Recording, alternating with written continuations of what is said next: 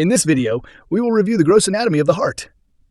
The heart's primary function is to circulate blood around the body, and the cardiac structure enables it to fulfill this function. This whole process of coordinated cardiac contraction is mediated by the conduction system of the heart.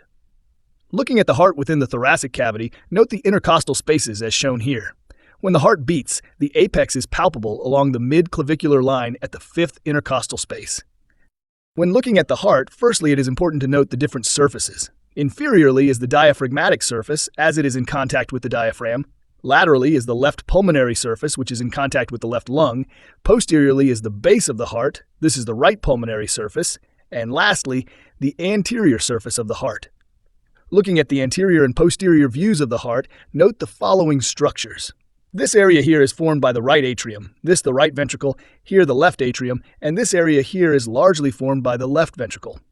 This is the superior and inferior vena cava, which carries systemic deoxygenated blood to the right atrium. This blood then moves into the right ventricle to be sent to the lungs via the pulmonary trunk, then to the left and right pulmonary arteries to the lungs. Oxygenated blood from the lungs then enters the left atrium via the pulmonary veins, and blood moves to the left ventricle and enters the systemic circulation via the aorta. Note here the right auricle, which overlies the right atrium, and the left auricle over the left atrium. An interior look will reveal that the heart has four chambers: the right atrium, right ventricle, left atrium, and left ventricle. The atria and ventricles are separated by valves, the tricuspid valve on the right and mitral valve, a bicuspid valve, on the left. And separating the chambers is a septum. In the right atrium, you'll observe the openings for the superior and inferior vena cava and the fossa ovalis, which is where the foramen ovale once was and closed after birth. The atrium wall is lined by pectinate muscle, which has a tooth comb appearance due to horizontal muscle ridges. Separating the right atrium and ventricle is the tricuspid valve, which has three cusps. These cusps are attached to papillary muscles via the chordae tendineae. The papillary muscles serve to ensure the valves remain closed during systole to prevent backflow of blood into the atria during ventricular contraction. During systole, blood from the right ventricle moves into the lungs via pulmonary trunk. In the left atrium, there are openings for the pulmonary veins. Separating the atrium and ventricle is the mitral valve, which is a bicuspid valve. In this view, one can appreciate the semilunar valves of the pulmonary and aortic valves. Also attached between the pulmonary trunk and aorta is the ligamentum arteriosum, which is a remnant of the ductus arteriosus in a fetus. In the ventricles, note the irregular muscle ridges of the ventricles, known as the trabeculae carneae.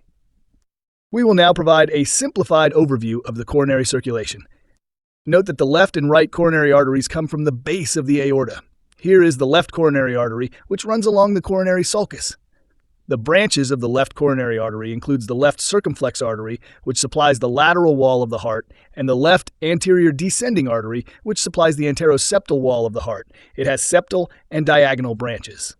The left circumflex extends posteriorly and supplies the posterolateral aspect of the heart. The right coronary artery supplies the inferior wall. It also forms the right marginal artery.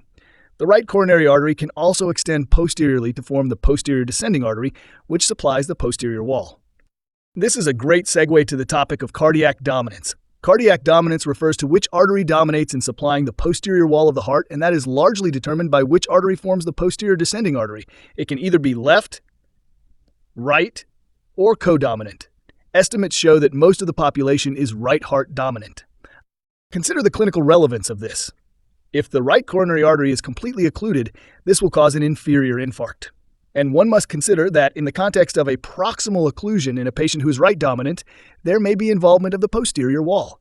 So in this case, there is an inferior infarct with posterior extension. This is not the case if the patient is left heart dominant, as the posterior wall is being supplied by the left coronary artery. And the same is likely true in the case of codominance, where there is collateral blood supply from the left coronary artery.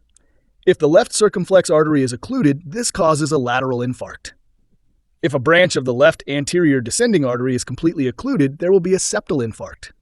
If there is proximal occlusion of the left anterior descending artery, there will be an anteroseptal infarct.